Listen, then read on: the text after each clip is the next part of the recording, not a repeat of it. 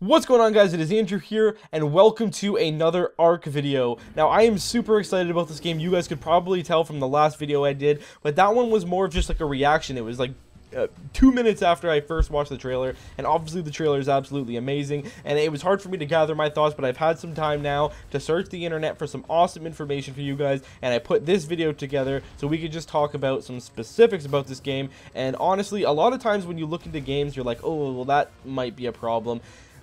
I looked into this game and I became even more excited about it. So we're going to go over some of the lists here that I put together for you guys. I hope you guys enjoy the video. Alright, so the very first thing, a lot of people were asking about the price. Now, typically early access games run around $15 to sometimes they're even full price, like $60.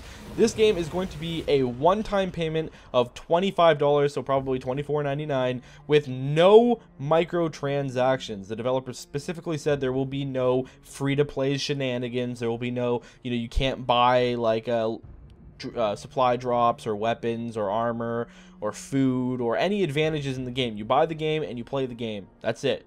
Cut and dry. Now, we all love the forest here on this channel, and the one thing that kind of bothered me about it, even though the game is absolutely amazing, is the trailer that they released before the game, released, showed lots of awesome things, and then, of course, when the game released, a lot of those things weren't in it. Now, the developers of ARK did confirm that everything you see in the trailer is currently in-game. There's no, editing voodoo or whatnot. That is all in-game footage. Everything you see in the trailer will be playable from June 2nd on, obviously. Now, this game has a heavy focus on survival. What they really wanted to do is make sure that survival comes first. That way you can survive, explore the land, see all the awesome landmarks there is to see. Personally, I love that because I love survival games. A lot of these open world games they put a heavy focus on PvP, and don't get me wrong, ARK is a lot about PvP, a lot about, taming some awesome dinosaurs, killing some people, raiding bases, but you can't do those things if you're not worrying about your, survival mechanics that are implemented into the game. Now, there's also a heavy focus on objectives and exploration in the world. Now, typically in survival games we see now, the worlds are randomly generated. Now, the developers of ARK, they said that they did the opposite of that. Now, it is one world, it'll be the same throughout servers, and the reason why they wanted to do that is so that the world could be handcrafted and they could put all the details into specific monuments, specific locations, and make them seem as realistic as possible. You do lose that with the randomly generated terrains and stuff, so I'm actually kind of happy about that. The world is going to be 48 square kilometers in size, but that's not accounting for all the caves, the underwater caves, the water in general that you can explore. So the world is going to be absolutely massive. The cave system is going to be absolutely huge. They said think of it kind of like a dungeon. It's going to be this massive area that you can explore. Now, in this game, there is going to be player progression. Now, you don't see that often. You see those more in MMOs, not so much survival games, but I'm actually excited for it. So, for example, there's going to be leveling, there's going to be skills, there's going to be knowledge. You unlock different crafting recipes by doing certain things and by finding certain things around the world. So I'm excited about that overall. Now, in ARK, there's going to be an active weather system. There's going to be cold fronts, there's going to be heat waves, there's going to be rain. They said that there's no plan for snow at the moment, but who knows, that could always change. You will get hypothermia if it's too cold. You can die from heat. Of course, dehydration is a typical one from survival games, so I'm excited about that as well. They said that even in its current open access state, there is hundreds of hours of gameplay currently. Right now, from when you were able to buy the game on June 2nd, you could put hundreds of hours into. There's a large skill tree, there's obviously a giant world, base building, exploration, lots of dinosaurs you can tame and fly and explore with. Hundreds of hours right now currently in the game. Now, one of the big pluses for me was that the developer said that there's going to be mod support from day one. There's going to be Steam Workshop integration, and anyone from around the world, modders, developers, or just the average Joe who wants to contribute to the game can do so. You can submit your own, probably models, maps, anything you want. And one of the things they have a heavy emphasis on is game mode. So they said deathmatch, for example.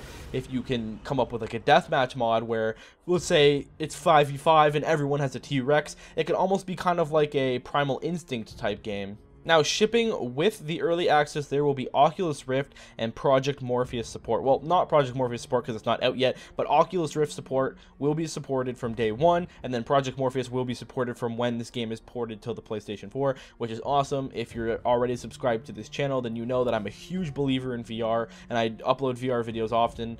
VR is amazing, it's the future, and I'm glad that they're on board with it. One of the really amazing things to me that I saw was that this game has only been in development since October. That's not very long. That's not even a year ago.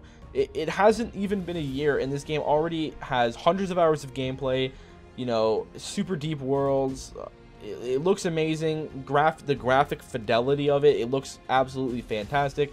I can't tell you how much I'm excited for this, guys. The ability to strategically choose which dinosaur you use at what time is another really cool thing. You know, you can take a large dinosaur out with you that can actually hold items, so, you know, logs or rocks or, you know, whatever it may be, you can put them on the dinosaur and use it to transport building materials and such. Or you can use a smaller dinosaur like a velociraptor who has claws and, you know, probably fangs and obviously big ass teeth, and it can kill people. So you get to decide which dinosaur you use based on, you know, your the wealth of dinosaurs you have back at your base. One of the really cool things is they said you have the ability to take people prisoner, so tie them up similar to how you can in Reign of Kings, similar to how you could in Stomping Lands. Take them back to your base, you can hold them prisoner and force feed them and keep them alive for as long as possible, or you can kill them. If they said you can drown them, you can throw them in lava, you can pretty much do whatever you want to do. So don't get caught in that game or else you're pretty much screwed and you might have to server switch. Some of the areas in the game are only accessible by either building or using flyable dinosaurs. Now, I really like that because it's going to encourage the exploration of the world. People won't be, you know, fixated to one area. You're going to want to go out. You're going to want to find like a pterodactyl and try and fly and find some cool things. There's a backstory to the game. I'm assuming in the early access version there won't be this full out, fleshed out story, kind of like how the forest is. You're probably going to have to speculate and piece things together, but in order to see some of the certain, you know, hints and objectives and whatnot, you're going to need a flying dinosaur or your creativity to get yourselves on top of mountains and various points of interest on the map. Now, one of the main concerns in any game, not just survival games, but there is a heavy emphasis on people hacking survival games. Now, this game said that based on how it was, they didn't go into much detail. I'm sure they will soon. I mean, it's about a month until the game comes. About 2 or 3 weeks until the game comes out. So, but they said that the current system they have now, it is very, very difficult for people to hack or cheat. And then they're also using VAC, or Valve Anti-Cheat.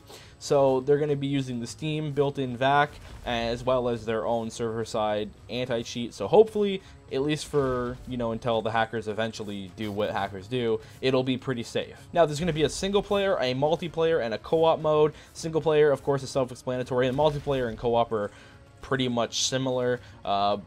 The difference between the two is you're able to actually rent your own servers in this game, and then you can limit it to who you want to be in the server. But that is exciting, and the single player actually stuck out to me a lot because, you know, I might have to do some flying this year. I actually am planning on doing some flying this year, and it would be really cool to just put this on a laptop and be able to play single player and keep me busy on the plane. Or I'm sure many people can think of various different ways of why single player would be beneficial. Learning the game, you know, exploring the areas without getting KOS'd or killed on sight. There's obviously a lot of benefits to single player, and some people just like playing without the hassle of other people being there. Now, the example they give of the crafting system is there is a primitive tier. So, for example, they give an example of light. So there's a primitive tier of light, which is a torch. Then there is a secondary tier, which they didn't say the name of it, and that would be a greater source of light, like maybe a lantern. And then, you know, as the tiers go on, you can eventually build up to the, I think they called it the technological tier, or the technology tier, and it was the light switches or electricity. You can have electricity in your base. And the very last two things is there will be a stamina system in the game, which I like because a lot of times in games like DayZ or Rust, you're chasing someone, and since you run at the exact same speed, you could literally just chase them for hours and no one would ever catch each other. I like the idea of a stamina system because if you play it right, if you play it strategically, you could catch people when they're just about to run out of stamina. For example, you have a friend and you say loop around the front, he's going to run out of stamina soon, and then your friend just gets there